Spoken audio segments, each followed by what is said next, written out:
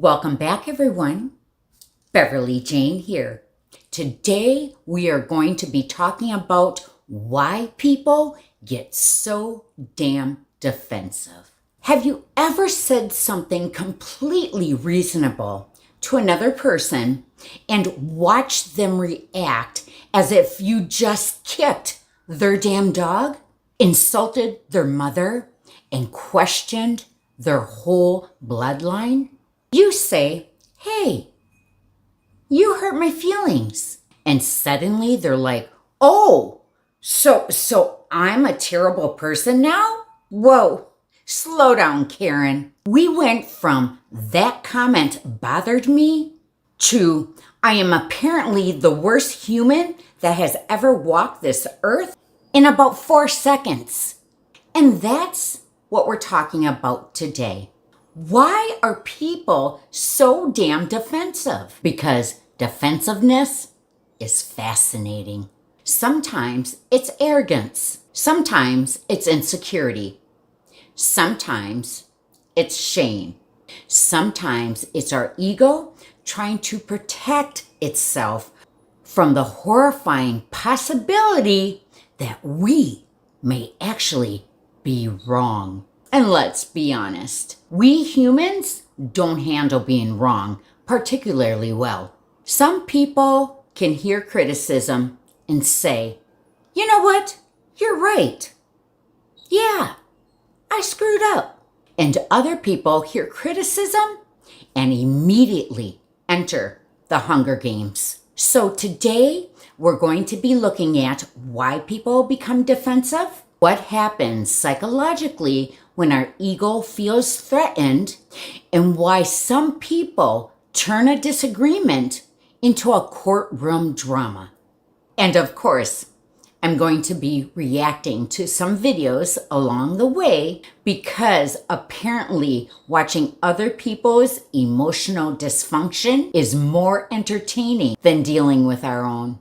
And don't worry, I said our, because I'm not throwing myself under the bus alone. Why do people get defensive? Why do people get defensive? Because they're protecting their ego. They think that and they don't even actually know what they're protecting typically. So anything that you can get defensive about is true about you. So like what you could tell me I'm stupid. I can think of a way I'm stupid. Mm-hmm. You can tell me I'm a dick.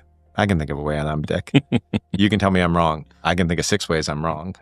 Like there's nothing you could say to me that isn't true. Mm-hmm. So what am I defending?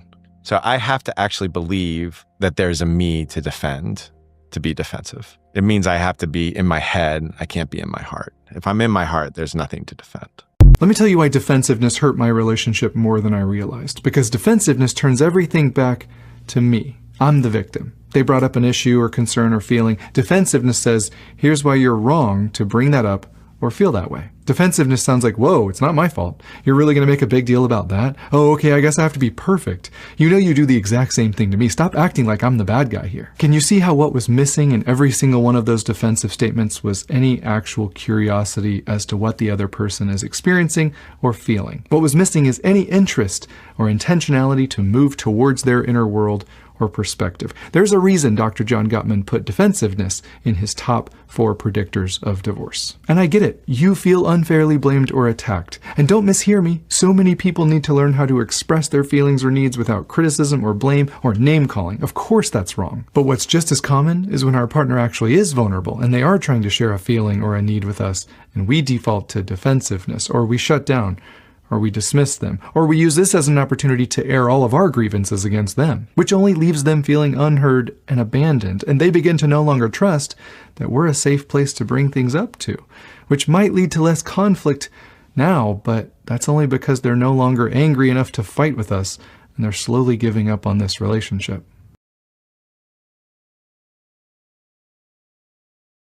Okay, let's start with the basics. Defensiveness is basically our psychological security system. Something threatens the way we see ourselves, and our brain goes, red alert, protect the ego. Because here's the uncomfortable part. Most of us don't just want to believe we are good people. We want to believe we are reasonable people. We're fair. We're intelligent. We're considerate.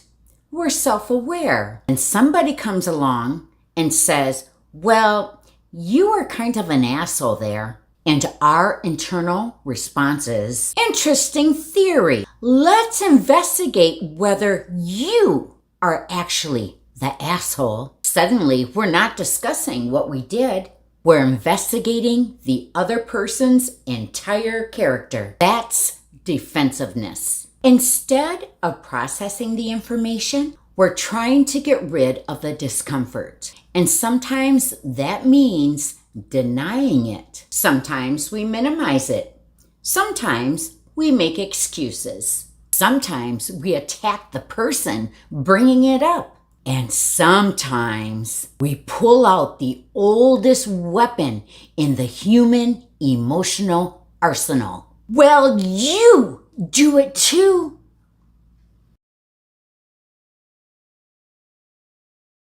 The second someone points out you were wrong, your first instinct is to argue, because your brain protects one thing above all, being right. That reflex has a name. It's your ego, and it isn't protecting you, it's protecting your image. Every time you defend, you preserve who you already are, which means you can't become who you're trying to be.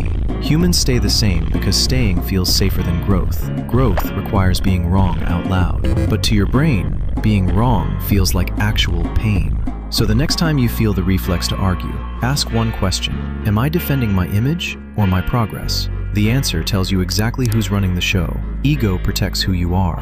Humility builds who you become.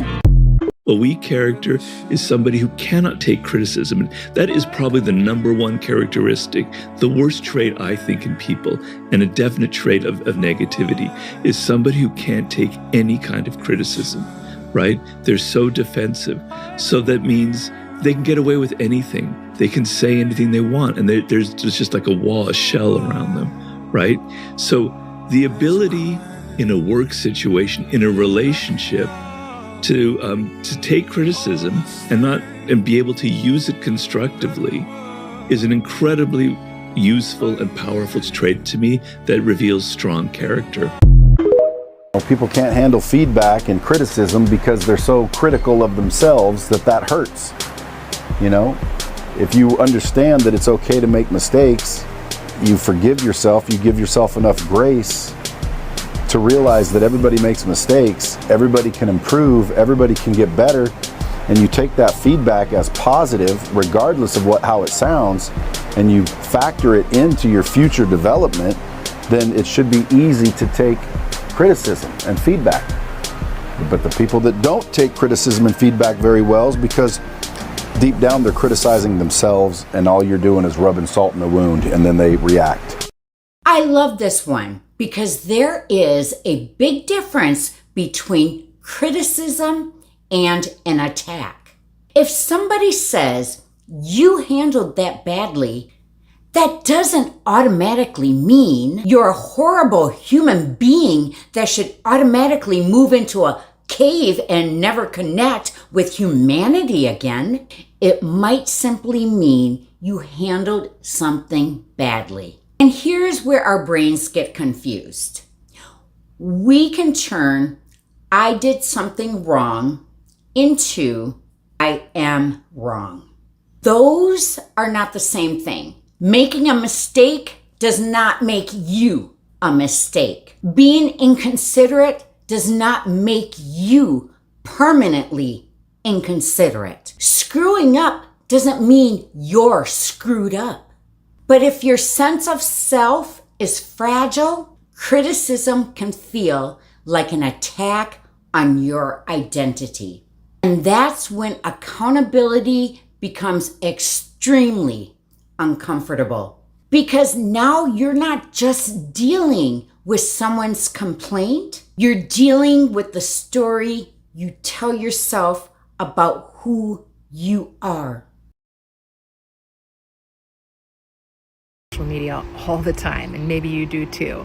If you're not familiar with it, Watch this video and let me know at the end in the comments if this sounds familiar. Deflection can happen when somebody gets called out for something that they did wrong and they feel guilty, embarrassed, ashamed, or attacked. And instead of owning up to it and dealing with those yucky feelings, they quickly shift or deflect the attention from themselves to someone or something else. It's basically like throwing a hot potato to someone else because you don't want to hold it. Deflection can also happen when no one is calling you out directly and you're just like scrolling past normal, reasonable posts online that really are not speaking to anyone directly. But sometimes a post just hits a little too close to home. Maybe it's about a habit you have, a way you act, or something you did, and deep down it feels like it's talking about you, even if it's super general. And that can stir up the same yucky feelings: guilt, embarrassment, shame, or just like feeling familiar.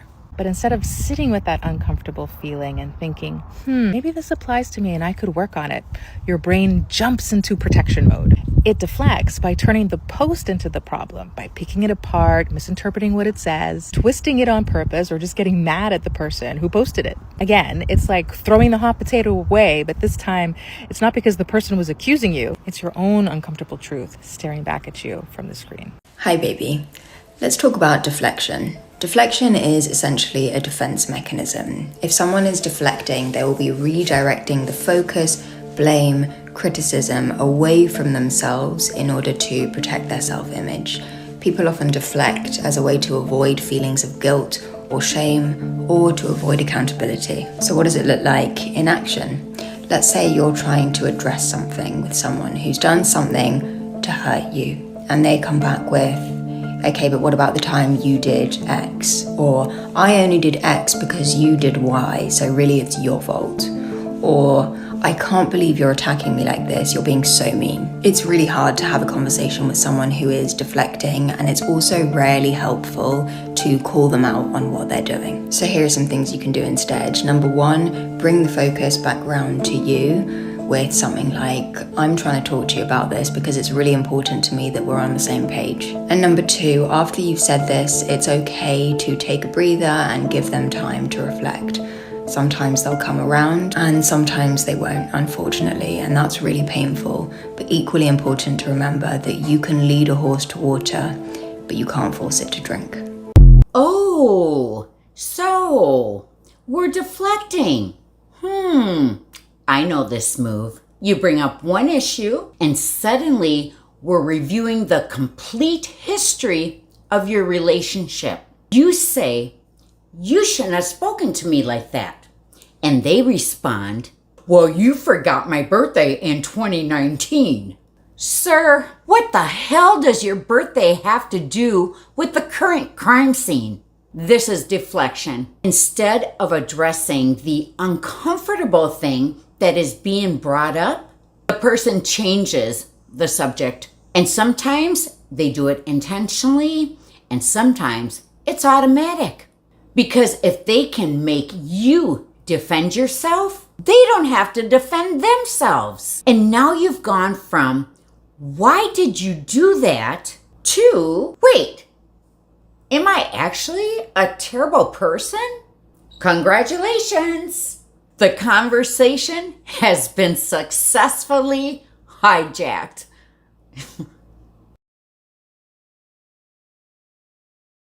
In psychology, projection is one of the mind's sneakiest defense mechanisms. It lets you see your own emotions in other people before you ever face them in yourself. You've probably done it without realizing. You call someone too controlling right after feeling guilty for being controlling yourself. Or you accuse someone of lying when deep down you're hiding something too. It's that strange moment when your own emotions feel safer living in someone else. Psychology calls this projection. It's when you unconsciously attribute your own unwanted thoughts, feelings, or impulses onto someone else. Instead of admitting, I feel jealous, you might say, they're jealous of me. It's your brain's way of protecting your self-image by pushing what feels uncomfortable outside of you. The mind does this to avoid emotional conflict. When your ego feels threatened by guilt, shame, anger, or fear, it externalizes the emotion. The limbic system lights up, creating emotional discomfort, and your prefrontal cortex tries to rationalize it by assigning the blame elsewhere. It's not conscious manipulation, it's self-defense. Over time, projection warps how you see others. You start assuming motives that mirror your own insecurities. You might call someone distant when you're the one pulling away, or accuse someone of not trusting you when you're the one being secretive. You stop seeing people clearly and only see reflections of what you're avoiding inside. Next time you find yourself judging someone harshly, ask, is this really about them or about me? Sometimes the people who trigger us most aren't showing who they are. They're showing us what we've buried. Projection doesn't reveal others, it reveals you. Projection is a psychological defense mechanism where someone unconsciously attributes their own thoughts, feelings, or behaviors onto someone else, especially traits they don't want to admit about themselves. So basically, they accuse you of being what they are, or they accuse you of doing things that you're not actually doing, but they are. Projection is a manipulative tactic used to control a narrative, to control or destabilize the victim, and to shift blame onto others. Narcissists use projection to blame you for what they're doing. So when they cheat, they accuse you of being unfaithful. If they lie, they call you the dishonest one. If they're not treating you well, they will turn around and pretend like they're the one that's not being treated well and accuse you of being toxic. Narcissists also use projection to avoid accountability, because projection allows them to avoid facing the shame of their own actions by pushing guilt onto you, making you question your own behavior or reality, and creating a false sense of moral superiority. Projection often works hand in hand with gaslighting, because over time you may internalize their accusations, and you may start to believe what they say about you, or wonder if they're right about you and you really are what they say you are. Narcissists like to project onto others because admitting flaws feels threatening to their identity, and blaming others preserves their self-image as superior or good. It also keeps people confused, defensive, and emotionally destabilized, making them easier to control. The best way to defend yourself against projection is to stay calm and grounded. Don't argue with them, and don't accept false guilt. You know who you are and the kind of person you are, so remind yourself of your values, actions, and truth. Set boundaries, and document things if needed. Toxic and abusive people often use projection as a way to manipulate people. So they will accuse you of doing things that they are actually guilty of. So let's go through some common ones so we can hopefully catch these as early as possible. A toxic person might say, "You don't want me to be successful," when in reality, it's them who is actively sabotaging your success and discouraging you from having a career. An abusive person will actually label you as abusive because they need to say it first so they can control the narrative. Then, even if you do bring attention to their abuse, they can simply discount it by saying, "Oh, you're only saying that because you were mad that I called you abusive." Or they can say, "I guess we're both just abusive in different ways." Both are tactics to deflect from taking any accountability. They will accuse you of being controlling, right? But it's them who's compulsively monitoring you or refusing to respect your boundaries. But somehow you're the controlling one. They will say you're too sensitive, you take everything the wrong way. But they're the ones who fly off the handle at the smallest inconvenience, right? They accuse you of cheating, but it's them who openly flirt or intentionally look at other people. They will say you always get your way, you're so self-centered. But they rarely compromise, and they pitch a fit if they don't get what they want. So if you hear these statements in your new relationships, please be very careful that they aren't part of a larger, more dangerous cycle. They aren't describing you, they're revealing themselves. So trust your gut. If you feel confused all the time, if you feel like you're being manipulated, you probably are. So talk to someone professionally about it, and please stay safe. Projection is another fascinating one. This is where someone takes something uncomfortable about themselves and attributes it to somebody else. For example, someone who's constantly lying accuses everyone else of being dishonest. Someone who's controlling complains that everyone else is controlling.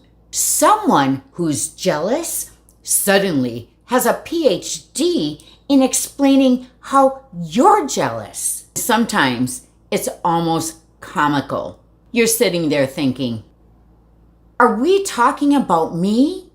Or did you accidentally describe yourself? Projection can protect someone's self-image because it's much easier to say, you're the problem. Then maybe I need to look at myself. And self-reflection is hard because mirrors don't always tell us what we want to hear. Victim identity is a real thing. A person with a victim identity is somebody who always has a reason that their problems are not their fault. They always have someone around them that they can blame, that they can expect to solve things for them. A boss that's not being nice enough, a parent that didn't love them enough, a friend who didn't show up at the right time. A victim mindset gives you certainty that you're not the problem, somebody else is. But that certainty steals freedom away from yourself. It guarantees that you will never feel ownership of your own life. The result is that you will feel powerless. See, a healthy person sees themselves as in control, as responsible for their own reality, as taking charge for their own life. That even if the thing that happened to me is not my fault, it is still my responsibility to get up and improve and deal with it. At some point, you have to choose. Do you want to feel comfortable or do you want freedom? So how do you spot a victim mentality? Number one, they're easily upset by their circumstances. The natural response that somebody has when they're victimized is they get upset easily. They do this because they believe that the things that have happened to them, they had no control over. And so therefore they start to get angry, they get upset, they realize everything is happening to them. Number two, they're skeptical of others. Because they have not properly healed and gone through the work of finding some level of personal responsibility, they're skeptical that others will hurt them. And so they therefore keep a distance to make sure that they are not hurt. Number three, they believe it's not their fault. If they're struggling at their job, it's their boss's fault. If their marriage is struggling, it's because of their spouse. If their bank accounts are low, it's because of the economy. They believe that it's not their fault. True freedom and peace comes when we realize that we are responsible for the happiness and the outcomes in our lives, no one else. Now we are getting into dangerous territory. Some people have turned never being responsible for anything into an Olympic sport. They were late, traffic. They were rude, they were stressed. They hurt your feelings, you misunderstood them. They screwed up, someone else made them do it. And listen, sometimes people are genuinely victims. Real shit happens. People get mistreated. People get betrayed. People get blamed for things that are not their fault. But there's a difference between being victimized and making victimhood your permanent identity. Because if everything is always someone else's fault, you never have to change anything. And that's the trap. Accountability doesn't mean blaming yourself for everything. It means asking, what part of this is actually mine? That's a much healthier question. If you get defensive fast in your relationships, then it's probably shame talking. Here are 3 signs that that might be happening. 1, you instantly feel like a bad person, not just someone who made a mistake. If your partner says, that hurt me, and then you hear, I'm unlovable, I'm failing, I'm the problem in this relationship, then that's probably shame hijacking the moment. Number 2, you can't really listen to your partner because you are already trying to explain. You rush to clarify or elaborate on your intentions because the feeling of being wrong feels unbearable. And in this instance, you are not repairing with your partner, you're just managing your own panic. Number 3, you shut down or you lash out right afterwards, and then you feel awful afterwards. You know that your reaction doesn't really match the situation right in the moment, but your body goes into self-protection mode. And that's probably because you're stuck in the shame spiral in that moment. Now look, if any of this stuff feels familiar to you, then you're not broken. I've done all of these things myself. We're all working on ourselves here. But just know that you are running off of old wiring internally that's basically saying that criticism is equivalent to danger in your relationship, and you need to protect yourself because of it. The antidote here is not being perfect. The antidote is to slow down in those moments. I know how hard this is, but if you can work on it, slowing down, getting curious with yourself and your reactions, and getting curious with your partner and what they're trying to say to you, then that will actually foster more connection with your partner instead of jumping into protection. Good luck. Let me know down in the comments below how this works for you, and follow me for more relationship advice like this. Where the shame underneath defensiveness comes from, because I bet you're wondering, because this didn't start in this relationship. This all goes back to the beginning. It started in how your system learned to be seen and responded to over time. Let's talk about it. Okay, so shame is not random. It's something that we learn in relationship, in our earliest relationships with our earliest caregivers. If you're trying to run away from the fact that this all comes from childhood, you can't, because it does. Everything else along the way reinforce that piece, but the ground zero, that's where it is. Not everyone who has defensiveness has a deep shame wound, and not everyone who has a shame wound becomes defensive as their response, or defensive in the same way. Sometimes defensiveness is a habit. It's low emotional skill. It's something that was modeled for you and you learned how to do it, and not necessarily core shame. Now, when two people are having this conversation and the person on the receiving end of the defensiveness recognizes, oh, okay, this is like a shame wound, and they bring it up, there will often be a very defensive response. That person's system is hearing you have shame, and the system automatically hears there's something wrong with you, which is literally the wound. But what happens? Denial, defensiveness, shutdown. It's not because they're resisting growth, maybe sometimes, but in general, it's because the label itself activates the very thing that you're trying to name. So shame isn't, I did something wrong. Shame is, I am wrong. Look up Brene Brown. She is the shame researcher, quite literally, of the world. People on the receiving end, you might be thinking, okay, well, I'm just gonna approach everything much more carefully. Don't do that. Understanding where it comes from doesn't mean that you can communicate in a way that will bypass it. That shit leads to burnout. Understanding the origin of shame can help you find compassion. It doesn't give you control over how somebody responds to it. Shame can explain the defensiveness. What matters is that if someone can stay with you when it shows up.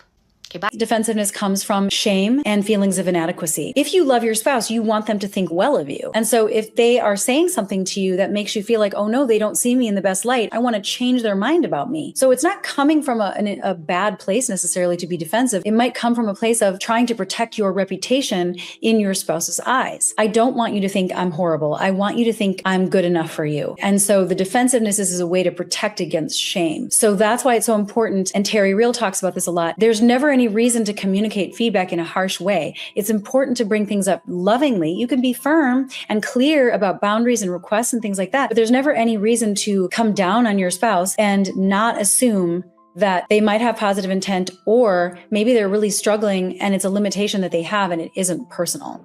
This is where things get really interesting, because defensiveness isn't always about arrogance. Sometimes it's about shame. Shame says, there's something wrong with me.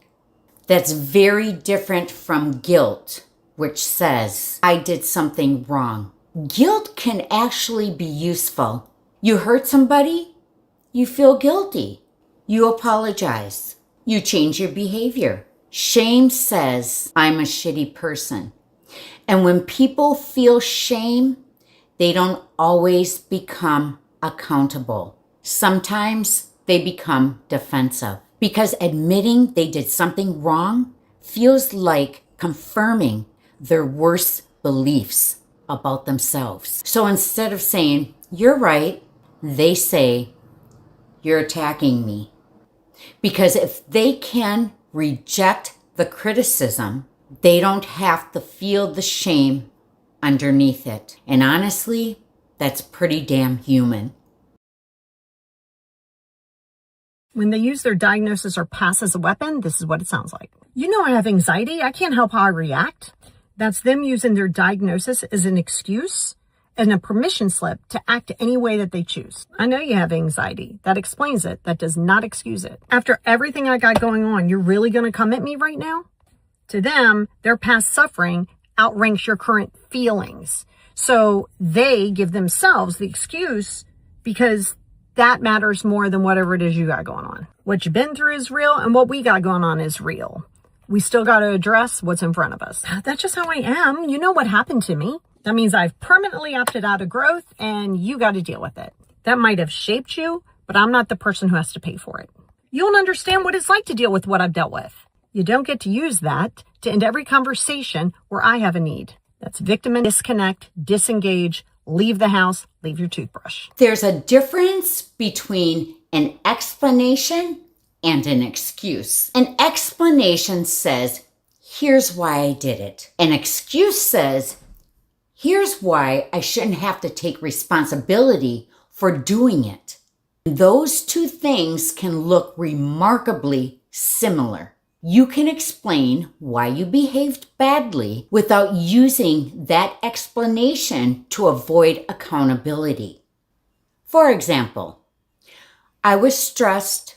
I took it out on you. That wasn't fair. I am sorry. That's accountability. Versus, I was stressed, so you shouldn't expect me to behave normally. No, that's not accountability. That's emotional tax evasion.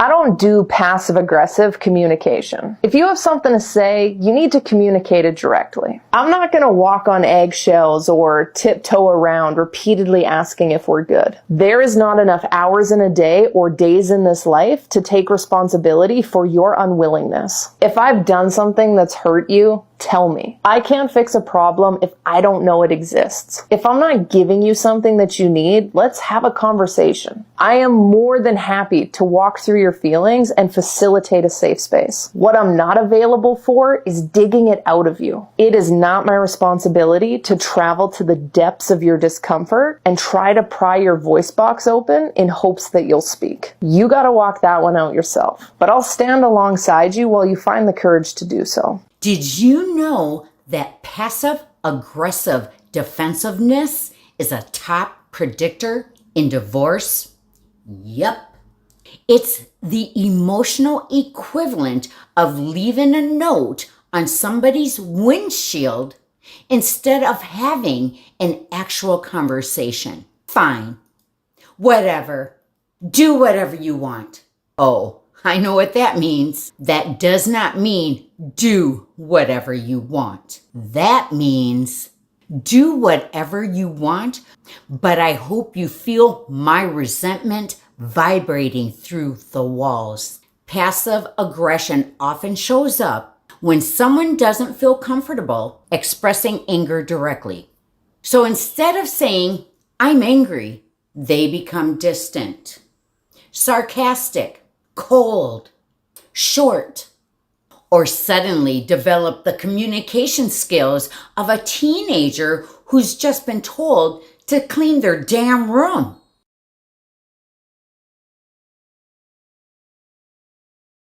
Defensiveness. That is the number one thing that clams up communication, whether it's at the boardroom to the living room. Usually it's the people who you love most that have the chance of hurting you the most. And so those are the people you get most defensive with. How do you keep somebody from getting defensive? I'm going to use the phrase, I agree. Now hear me out. I'm not saying you have to actually agree with what they said. Instead of micro, think macro.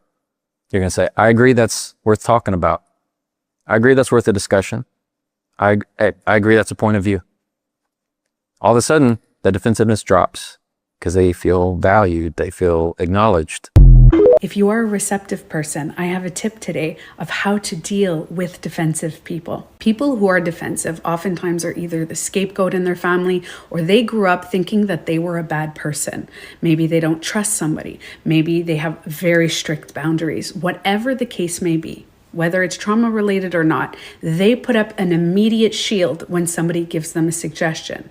So my tip would be to simply ask them if they would like your opinion. So if you feel the need to give a suggestion, you can say, would you like to hear my suggestion? Would you like to hear what I have to say? I have a similar experience. I would like to share that with you. Are you okay to listen? And by you saying that, you are asking them to put down their shield. Now, sometimes, depending on their mood, they may say, no, thanks, I'm good.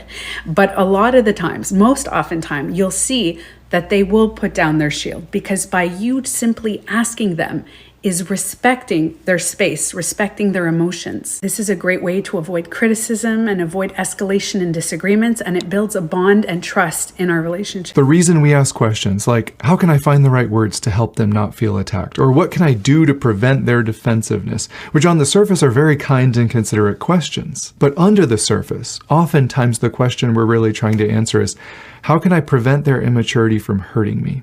How can I do the work for them? Because they want to speak however they want. They want to react however they want. They're not interested in taking accountability for that or learning how to communicate with respect and vulnerability. But if I can just do enough of their work for them, maybe I won't be hurt by the natural consequences of their actions. The reason we default to fixing and saving and appeasing is because we feel like if we didn't step in and apologize first, if we didn't keep the peace, then everything would fall apart and it would be us that would be affected, not them. They can compartmentalize, they can numb, they'll move on, right? It's us who is going to suffer. At least that's our fear. That's why we work so hard to save this dynamic, because we feel like we're the ones that are going to be hurt when it's gone. We're the ones that get punished if we actually hold them accountable. This is going to be hard on us, not them. So of course it makes sense that we do everything to protect it. But for anyone who is still listening, I just want you to know this truth. You deserve someone who is just as concerned with hearing and understanding you as you are with finding the right words so they don't feel attacked. You deserve someone who is just as interested and invested in protecting your connection together as you are. It doesn't work when you're the only one. Here's how to get through to somebody who's being hyper defensive in 3 easy steps. This acronym will be really easy to remember. Just think of a bacon, lettuce, tomato sandwich. Sorry for all the vegans out there. BLT is the acronym. So the next time someone's being defensive with you, I want you to check 3 things. Check your body, check your language, and check your tonality. But what about your body, your language, and your tonality are you supposed to check? Well, let's think about why defensiveness happens. People become defensive when they perceive a threat. And usually the threat is you if someone's being defensive with you. So if you can show in your body, in your language, and in your tonality that there's no threat, but that there's actually safety, what do you think will happen to their defensiveness? It will disappear. So when it comes to body, usually when somebody is in a fight or an argument, their closed body language, their legs are crossed, they're in an aggressive stance. Step and shift into a passive form of body language. Relax your body. People have mirror neurons. So if you are in an aggressive body language, their neurons will fire and their body will become aggressive in their body language, and then their mind will follow their body and it will manifest in their communication and in their language. 2 is language. Most people make the mistake of having judgment-based communication. When someone gets defensive, they minimize and they judge them, which creates more defensiveness. So if you want somebody to not be defensive and to be receptive, then you need to shift into compassion-based language. I can see that you're upset right now. I can see that something I said hurt you. Validation, validating their emotions, and reassurance, reassuring your intentions are the biggest keys to success in this. And then finally, tonality. What happens when we get in an argument? We get worked up and we talk really fast and really sharp and really loud, and that triggers the hell out of people. So slow it down. If you want your tonality to influence receptivity, think slow and think smooth in your tone. Imagine that your tone is this energetic river of safety that's wrapping them in a big hug and that's telling them you are completely safe. It's the current beneath your words. So be passive in your body language. Be compassionate in your verbal language. And be slow and smooth in your tonality. Which one? So in conclusion, here's the thing about defensiveness. We all do it. Maybe not all of us in the same way, but underneath many of these reactions is the same basic human struggle. We don't like feeling wrong. We don't like feeling inadequate. We don't like feeling exposed. Because honestly, being able to admit you're wrong is not a weakness. It's actually one of the strongest things you can do. And if you can hear criticism without immediately preparing a 47-minute closing argument about why everyone else is the problem, Congratulations. You're emotionally evolving. That's it for our video today. I hope you have a wonderful day, and I hope you join me again on this wonderful journey of all the psychological bullshit that we pull on each other as humans. And with that, I'll see you in the next one.